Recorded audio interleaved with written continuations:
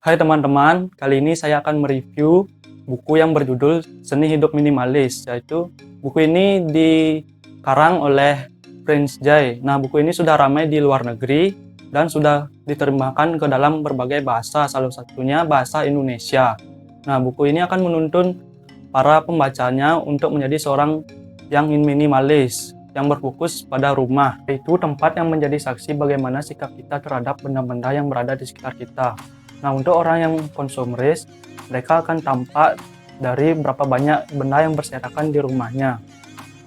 Nah, benda-benda tersebut tidak teridentifikasi dengan baik apa kegunaannya, sehingga hanya memenuhi ruangan rumah tanpa makna. Sementara itu, untuk orang-orang yang hidup minimalis, mereka akan selalu berhati-hati dan banyak pertimbangan terhadap barang yang akan dibelinya. Nah, sebelum barang itu sampai di rumahnya, mereka akan bertanya apakah barang itu sangat dibutuhkan, apakah barang itu akan memudahkan hidup kita, apakah barang itu akan sangat diperlukan.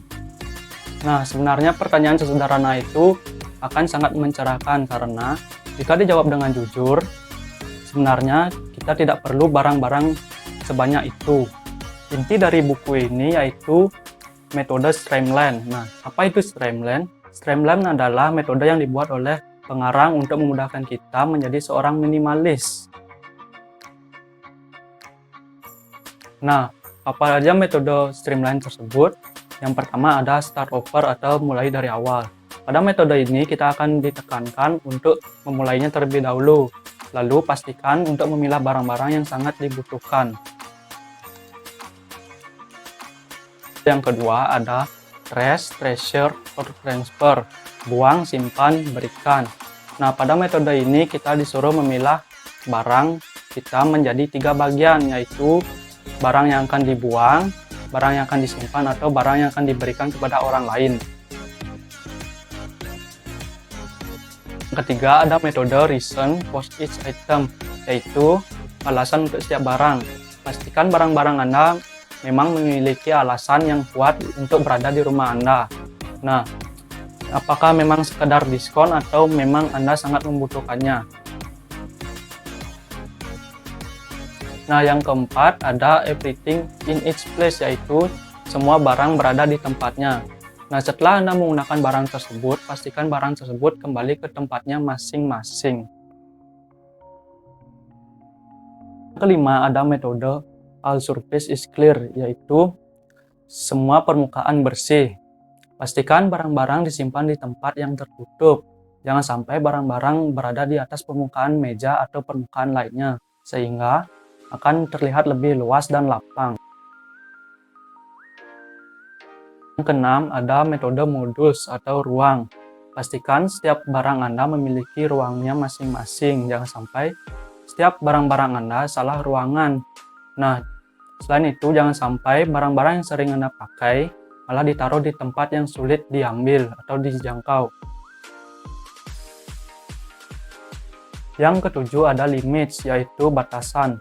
Tentukan batasan untuk barang-barang Anda, misalnya baju hanya 8, baju tidur hanya 3, sepatu hanya beberapa. Nah, dengan menentukan batasan ini kita akan tahu berapa jumlah barang yang akan kita miliki.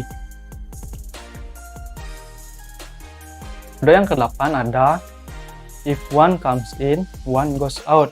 Nah, pastikan setiap barang di rumah Anda tidak bertambah. Jika barang baru masuk, pastikan barang yang lama harus keluar juga. Yang ke-9 ada narrow down atau kurangi. Mulailah mengurangi barang Anda sedikit demi sedikit, tetapi sesuai dengan kebutuhan Anda juga. Misalnya si A memiliki baju 10, tapi si B cuma memiliki baju 5. Nah, minimalis itu relatif, tidak mengikat, jadi harus sesuai kebutuhan Anda juga. Nah, metode yang terakhir ada everyday maintenance atau perawatan setiap hari.